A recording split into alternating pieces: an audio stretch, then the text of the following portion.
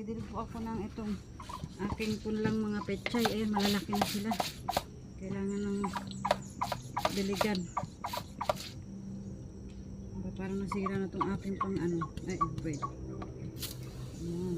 Kailangan ito gamitin natin pandilig kasi kapag diretso buhos na ko, pwede mabali yung mga punla. Dami na ang dami ng tubo.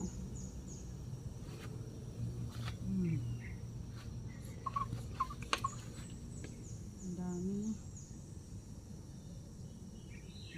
Saka natin to ilipat sa doon sa labas.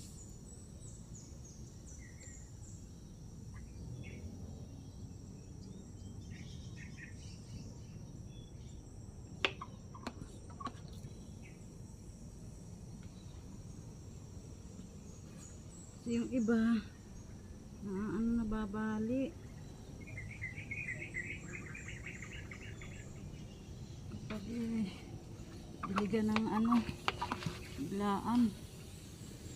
Maganda yung ganito, ganyan lang ang pandilig.